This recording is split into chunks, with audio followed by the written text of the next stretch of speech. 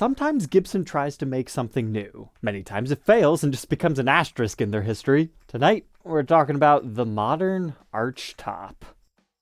Welcome back, Troglodytes, to your daily dose of guitar information, the Trogly's Guitar Show. This should prove to be an interesting episode. Here is Gibson's modern take on an archtop. It's going to have a lot of familiar elements with things that are new, like, look at your F-holes. They're kind of like the cat's eyes, but maybe a little bit more rounded. You've got a very, I guess, blunt-looking pickguard, you could say. A fairly lame horn. Brand new small block inlays on the side, a la like Chet Atkins or some Gretsch guitars. As a huge fan of 2018 Gibsons, I've always wanted to try one of these, even though I'm not much of an archtop guy. But I've got to say, taking this thing right out of the case, it's fairly comfortable. It feels just like some of the higher-end archtops, and it's got a really nice rounded neck profile, but not too big. And for some reason, I thought this was going to have a flat back, but no, it actually is carved. That's sweet. And then look up here at our headstock. We've got one of them fancy Apex head carves. So let's do a little bit of history to help you understand this. 2018 was a hugely influential year for Gibson, because even though they didn't know it yet, it was the final full year of the Henry J era, which lasted from 1986 through 2018 within Gibson's history, before the new team came in and took over and introduced things like the original collection and the modern collection. The best way I can paint 2018 for newcomers is they were throwing all kinds of things at the market in small batch limited editions just to drum up some sales, because they had took on other companies within the Gibson family portfolio that were not as profitable as the guitar side of the business, and that's why the bankruptcy happened and you had some restructuring going on. But a video covering the 2018 limited edition models is one of the first ones to pop off on my channel. And I've always been super nostalgic over these things, even though they're really not all that old. But it's mainly because they're just so fun, like the Blackout series, the SG Flying Eagle, the Ice Flame Les Paul that I'm still looking for, the Skyline series. It's just weird, goofy stuff that it's probably a good thing that they were produced in very limited numbers. I probably wouldn't like these things all that much if they were mass produced. It's the era of posted small batch production guitars. I mean, look at the Year of the Dog or the Abalone Sparkles. But no, we need to talk about the Modern series. As I was telling you before, this is pre-Modern collection. We're not talking about the Les Paul Modern or the Modern Lights or anything like that. We're talking things like the Modern Flying V and the Modern Double Cuts, completely brand new designs that, as always, people complain Gibson only does the same old stuff, and then when they do new things, they don't buy them. These were very radical new things from Gibson.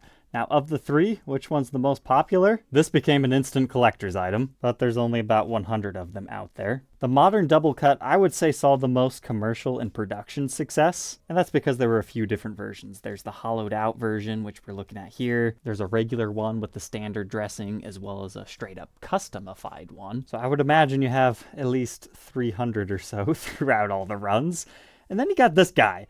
They only did 50. I mean, I really don't see how that was worth their time to retool the machines and make something brand new only to make 50. And to make matters worse for these things, there were only two colors, so there's 25 of each. This one is called Sparkling Burgundy. It's a really nice metallic red you do not see through to the wood.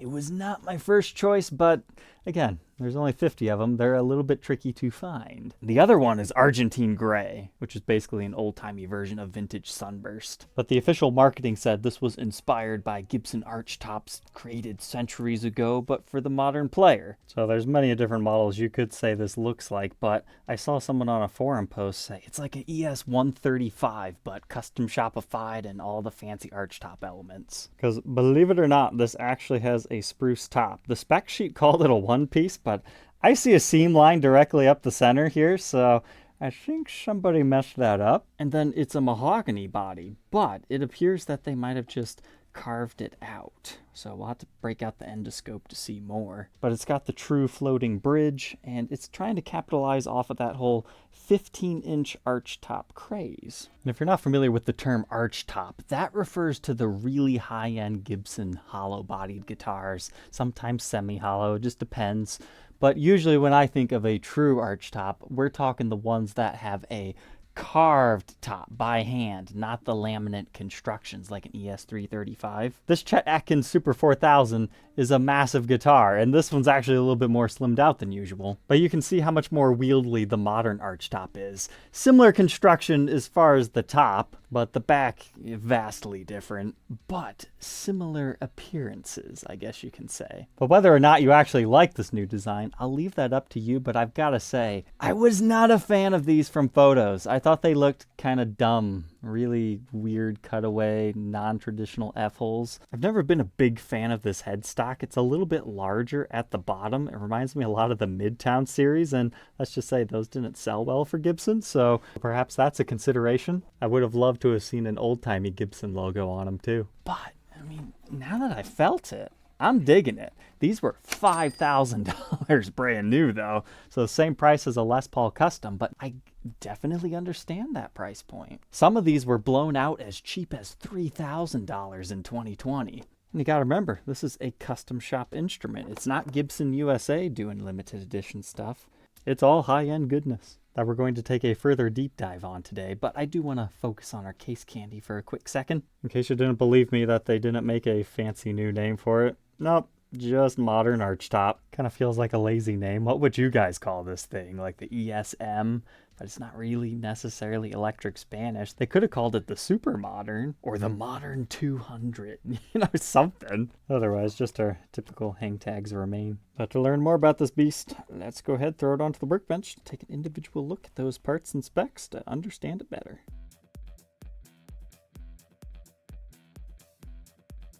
Polishing this thing up was a real eye-opener. The construction of this is rather fascinating, so let's go over this together, starting with our pickups. They came stock with a 57 Classic in the neck and a matching 57 in the bridge, so fairly traditional pickup set here. That reads 7.85 k ohms in the bridge pickup position, 784 in the neck, and they play together nicely at 392. And if you're wondering where the pickups went, they just go right inside the body. It's just like any other hollow constructed guitar. There's no back plates, so they just fish the electronics through here, get the pots in the place, get your toggle switch, and then it's all connected. So in theory, if you wanted to swap out everything all at once, you could do so and have fresh solder joints. Our output jack is located on the edge with a metal jack plate. Something else I'd like to talk about these is look at how high that bridge pickup is. At first I thought it was just a thicker ring than usual. I think it slightly is, but they really have that hoisted up there. But check out our pickup cavity. This is very fascinating. So in order to make this really extreme cutaway over here, they left a bit more to the body. And even before we break out the endoscope, we can see it's a two-piece mahogany body, and then they just routed that away. So I think it's like the Custom Shop 336, something like that. There are ES-styled instruments where they do a similar routed mahogany body. I know we've talked about the Midtown series. That was a Gibson USA thing. So far this seems kind of similar to those. However, it is still a carved top, as we were talking about. It's about a 1/4 inch thick in your regular area, so if somebody were to just take the neck pickup out and judge it from there, they might think it's a lot thicker, but that's just a built-up wooden area. Looks like we're going to have some bracing running along the top as well. Let's go ahead and take a deeper look into this. So just as I thought, when they route that mahogany body out, they leave a little bit more around the edges so you don't get cracks and whatnot.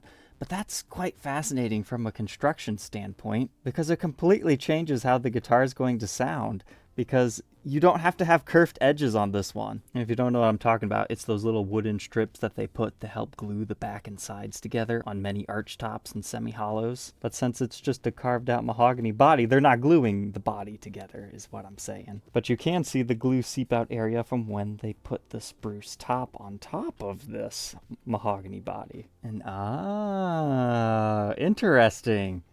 So that's not actually bracing in a traditional sense, like it was glued in place. They just, oh wow, they carved that out of the top. So that means this actually started as really thick spruce, and then they sanded it down. It's either that or it just matches really well, but it has that same rounded edge as the rest of our construction here. That's really cool. And then down here by our tailpiece ground, there's an interesting triangular formation. Does anybody know what that's about? Something about tuning the top, maybe? And then, that's fascinating. It looks like they leave maybe just a little bit of extra wood around each pot just to give it some additional thickness. And the dealer I got this from said that the previous owner added a ground wire to the bridge pickup. I'm not exactly sure. Everything looks okay on the pots. And I believe there's usually a ground wire attached to your pickup right there. Maybe they were just disclosing that there appears to be 2 holes for a ground wire. Or maybe Gibson forgot to put it in. Sometimes that does happen. But seeing the construction of this, all I can think about is I wish they would have made a natural one. But if you look real closely there, you can see where 2 pieces of spruce come together and have been joined. Over the years, lacquer sink occurs, and you can see that running right along the top there. And if you look alongside the sound holes, they do end up painting that black, which I can see why they would do that. However, I think at the same time, if you just clear coated that and made it a nice, beautiful natural, that could act as a binding effect as well. And the reason I say that is a lot of times the black paint will run over up onto the top. Then it just makes the hole look not as nice as it could. Speaking of binding, did you check that out on the top? It's 3-ply, so like an ES345 or some other fancy arch tops. I've always been a big fan of 3-ply binding. Something about it just looks good to my eyes. But something to keep in mind if you find one of these. We've already talked about the lacquer sink. That's common. Same thing with the spruce top. That naturally has a lot of straight grain. So if you see that through your finish, that's not necessarily a defect. It's just something to know going into one.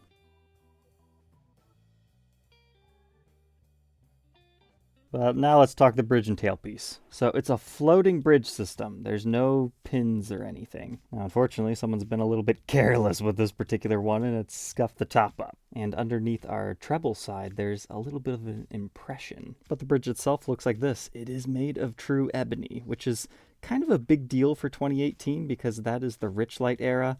That makes me think Gibson was probably outsourcing this work. Would be my guess anyway. There's no fancy ornamentations over here, but it is carved in a very particular way. And I thought this was cool. A very old-timey wooden bridge. Now, if you wanted to put a metal one on there for a, I believe, snappier tone rather than warm and round, this is perfectly acceptable for that. But man, check out that beautifully radiused bridge. That's a perfect 12 inches there. And as far as our tailpiece, just a pretty basic trapeze. You get your decorative bar up here that your strings go into. And then it's secured to the bottom utilizing 2 screws, and then your strap button is a larger secure. And then that's where that ground wire comes out and grounds off to there. But due to the pressure of the bridge, it looks like it's cracking and impressing. Maybe it's impressed a little bit, but that's mainly just finish checking to our metallic finish. And speaking of metallic finish and checking, we do have some of that by our knobs. Now, does that indicate that this has probably been dropped at some point? Maybe. However, metallic finishes are a little bit more prone to that. But outside of some general light scratches from use, I noted a small little ding right here, a slightly larger one over there, and here's a good spot to see the sinking of the spruce top wood grain too. This will be covered over by the pick guard, but there is a little bit of ugliness there on the binding due to the pressure the guard puts on, as well as some light checking over here. I'd say the bridge scuffs are the worst thing on the top, but those really aren't visible too badly when you have the bridge installed. But speaking of our pick guard, I actually have a newfound respect for this goofy design, because I always saw it like this, some sort of a weird rounded egg shape. But when tearing it apart, I realized, you know what, they actually did stylize it a little bit up here. So when I was removing it, that's when I noticed that. I get what they were trying to do, match our new F-hole design, but I feel like they could have thinned it out a bit. But this thing received a lot of scratches from someone's pick. And the back looks like this. It has one of those glued on blocks with the fancy bracket. Now, for being really critical here, I don't think this was necessarily routed properly for this guitar, because it juts up against the neck just fine, but it does leave a very small gap between the pickup rings, as you can see here on the bridge and the neck position. However, it's good enough while you're playing. You don't see that.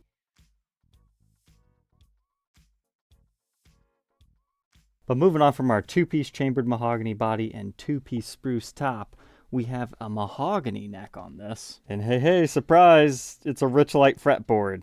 2018 was not the final year, but it was the final full year of Richlight, because from about 2011 until early 2019, Gibson had issues using ebony. So here's a comparison, ebony versus Richlight. This is a man-made material made of compressed paper, essentially. I know it sounds weird, but a lot of people, including myself, have really warmed up to Richlight now that it's not forced upon every single model that usually has ebony. Because check out your edges. This is not a material that's going to move and do the whole fret sprout nonsense. So even though we have a nice bound edge and that helps fight against that, sometimes you still will get cracks by each fret. This will never happen even in bad environments. In theory anyways.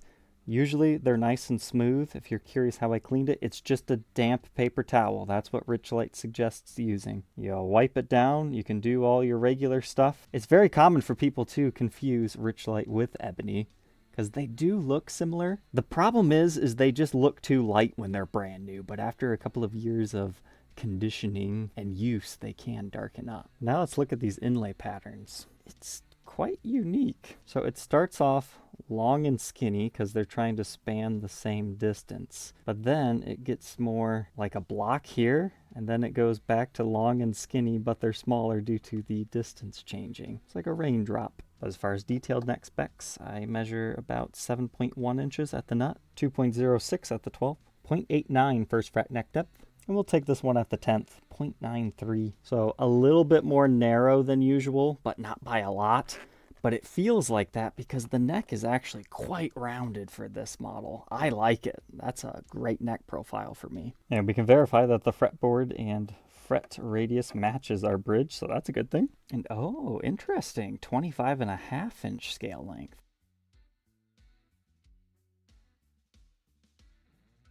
And now our headstock. I truly do believe this was the downfall of this model, is it looked and sounded too much like the Midtown series that had just left a bad taste in everyone's mouth from Gibson USA. But no, so much more work went into this. But here's our truss rod on this one. Everything's looking good. The cover is a non-historic styled one, white on the back. And I'll admit, when I bought this, I didn't do a good job of reading the description. They did tell me there's a ding on the headstock. I noticed that as soon as I took it out of the case, and I was like, ah, man. But now that I've cleaned it up, it's not actually a ding, because I thought it was lacquer lifting. Because sometimes that'll happen and this will start to flake away. But rather than just a ding, I noticed that the finish is a little bit more yellow there.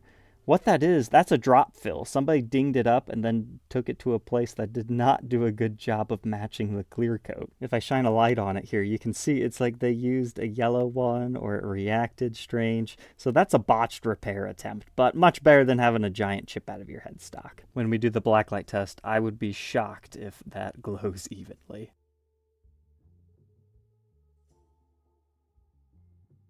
And now we move on to the back. I want to overemphasize this again because we couldn't necessarily see that inside of it, the whole carved nature. So again, those Midtowns, they were complete flatbacks. They were mass produced, whereas this had a lot of love and attention. This started as a full two-piece mahogany back, and then they did that carving on the inside of the body, and then made the depth for it. I mean, a lot of handcrafted attention to detail went into making this. And you feel it instantly, especially in the sound. I'm going to do a acoustic comparison between this and some other semi-hollows and solid body guitars, and you'll hear it. This is a nice medium sounding acoustic guitar. Hey, Trogly here again from the future. I want to reiterate and reword how this is. If you think this is just a chambered mahogany body, that's not correct. I would personally say this is a carved mahogany body, because not only is it carved on the back, but it's got those swooped edges on the inside. It's not just, hey, CNC route this and be done like we saw on those other series of guitars. And it's not, oh, Gibson, how could you be so wasteful of all that other wood? There's a reason that they crafted it this way, because there's no other way that they could get those sloped edges. So I would personally categorize this as the carved mahogany body with a carved spruce top.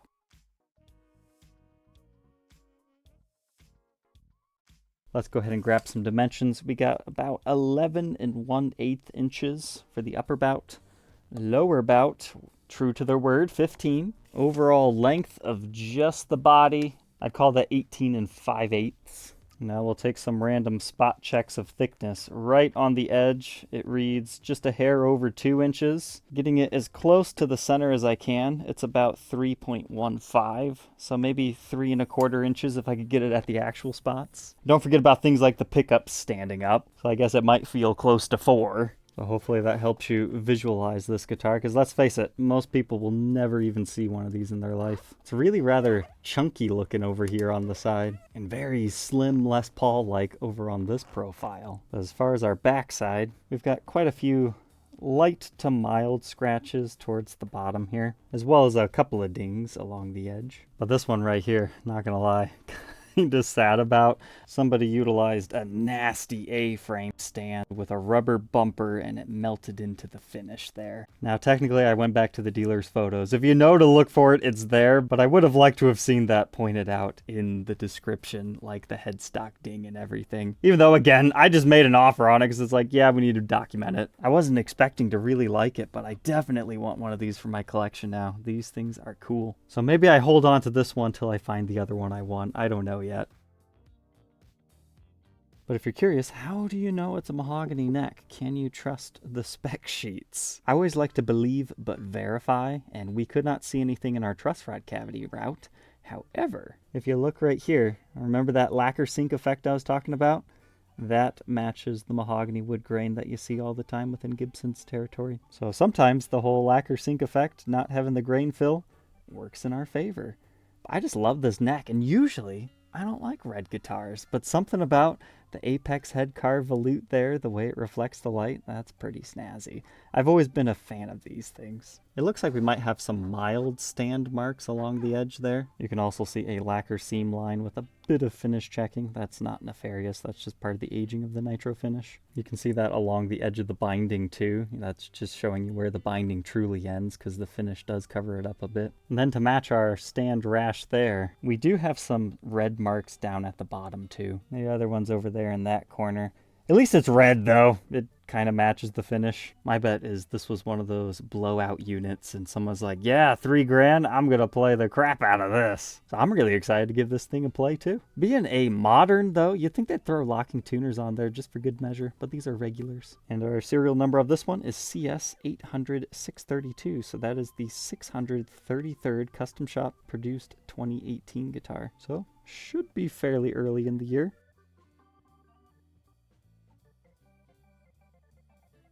While putting this back together, I realized I was thinking the mahogany border was about this thick.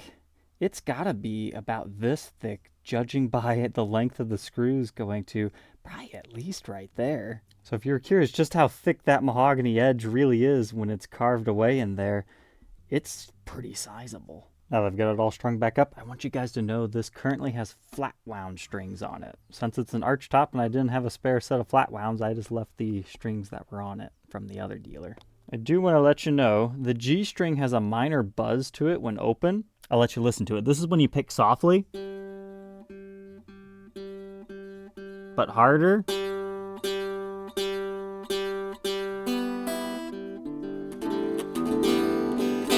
Now when you're playing chords,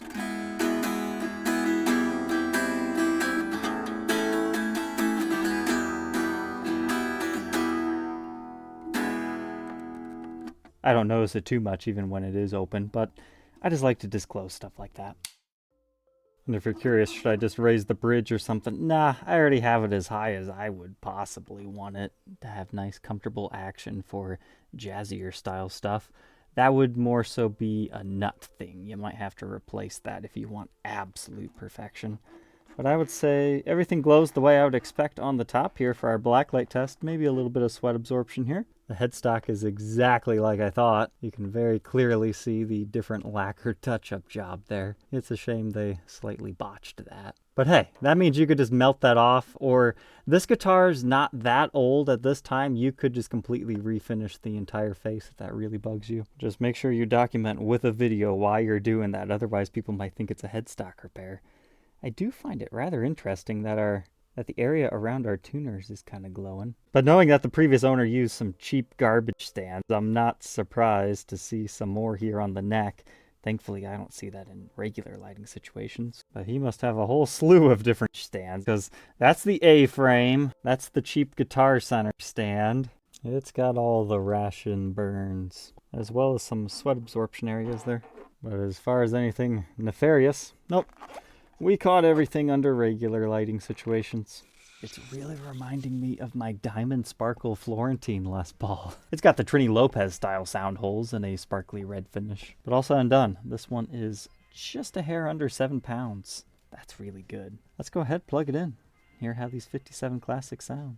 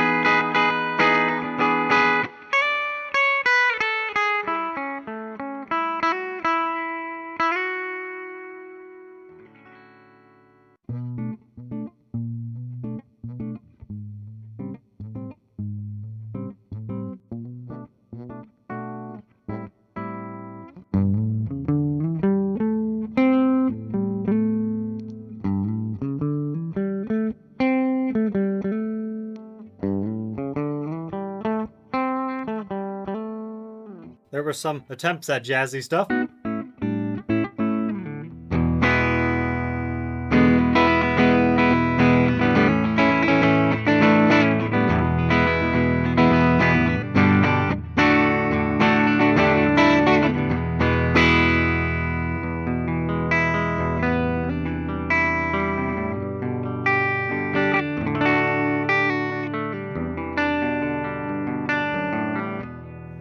I'm sure that's some of the round wound strings, maybe a little bit of our wooden bridge, but that's just so nice.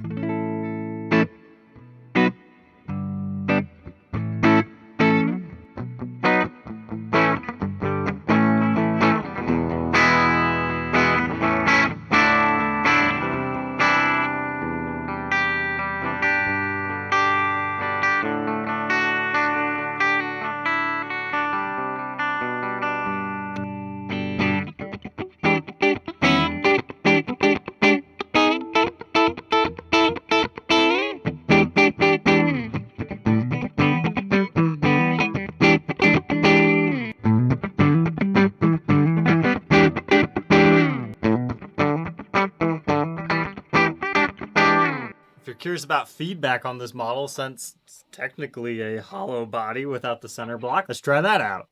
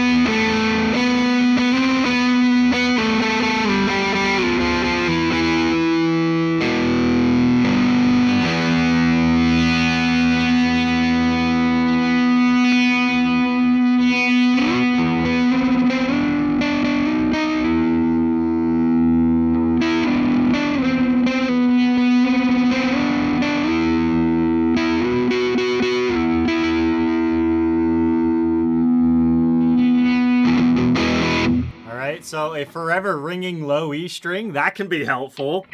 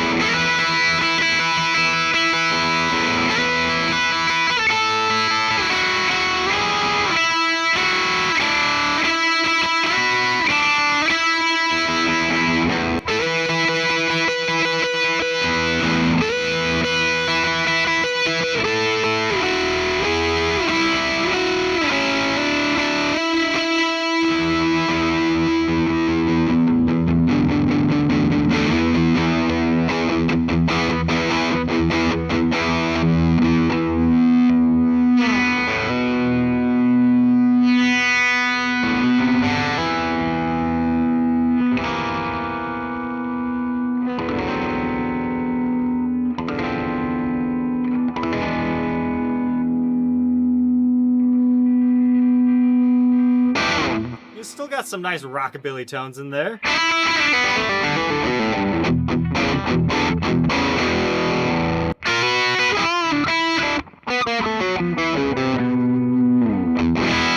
And some usable feedback.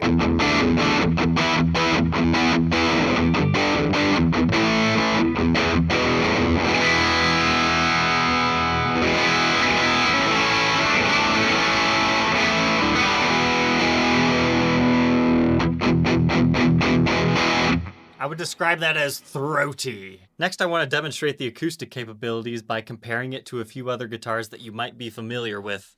This is just my camera audio here. We'll strum some chords.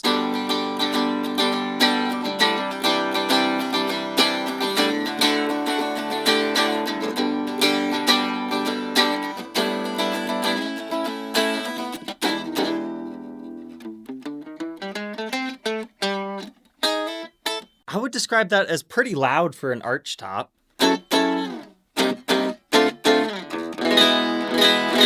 But not too obnoxiously loud like a true acoustic.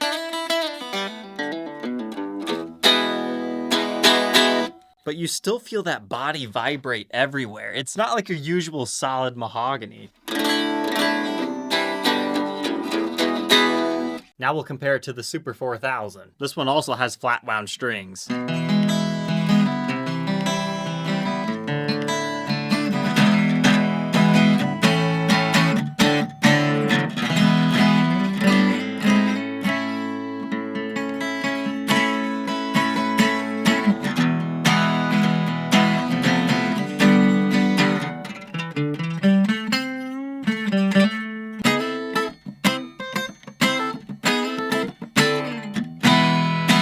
Obviously, this one's a little bit louder and fuller sounding, but the Modern Archtop's not too far off. Next, we have my Les Paul, which still has a spruce top construction on a chambered out mahogany body. This thing sounds like completely dead in comparison.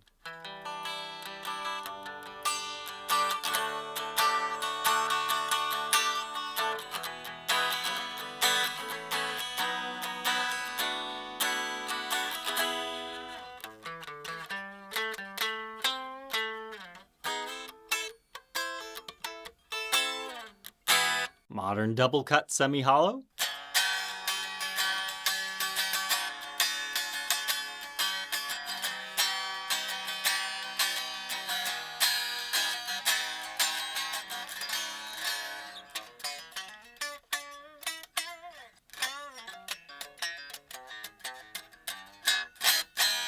I think the biggest difference between all those other ones, this one has the regular strings that I'm used to.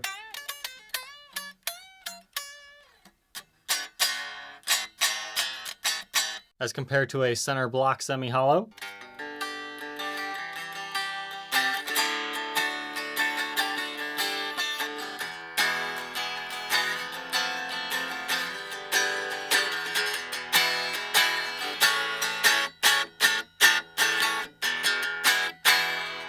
And hey, why not? The Modern Flying V, a solid body electric.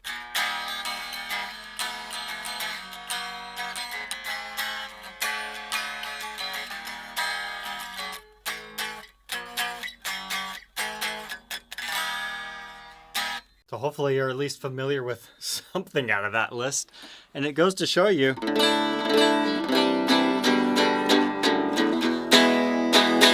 this one vibrates the most out of all of those.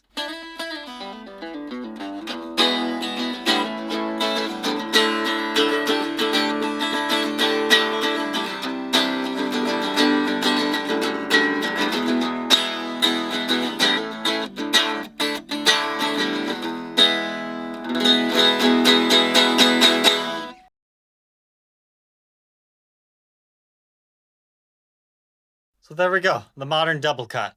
Gibson. I think you should seriously reconsider taking these things back out of retirement. If people would have just tried these things and they made more than just 50, I think they were really onto something here. Maybe redesign it a little bit, but this whole sculpted mahogany body thing on the interior with that spruce top, it works beautifully. I'm not going to lie to you and say it's the most aesthetically pleasing guitar that I've ever played. However, once you sit down with it, you don't see any of the weirdness. You just see, oh yeah, that looks like a regular F-hole, and oh yeah, I do like these little thumbnail inlays. It's the right size. It's not too small, but not too big. It's not overly thick. This thing has no preconceived notions. If you show up to a gig with a Super 400 or ultra fancy Gibson Archtop, you are expected to play just as good as Chet Atkins and be a super awesome musician. Whereas, yeah, nobody cares about you when you have this. In a good way. There's no expectations. I was not scared to play and experiment with this thing like I am when I ever pick up this fancy boy. Another thing that's kind of nice about this one is it's already got a couple of blemishes and dings, so I don't have to be scared to play this. But most importantly, that neck profile. If you like that slightly more rounded 50s, you will enjoy this. So my idea to Gibson, make an oversized Les Paul shaped one of these. Maybe give it more traditional looking F-holes, but keep that whole wooden bridge situation. And I think they're on to something with the construction of these. They just gave up a bit too early when the market didn't immediately say, yes, we want those. So those are my open and honest opinions about the Gibson Modern Archtop. But all right, Troglodytes, I hope you enjoyed learning about this guitar nonetheless. And we'll catch you guys tomorrow on the next one. Take care.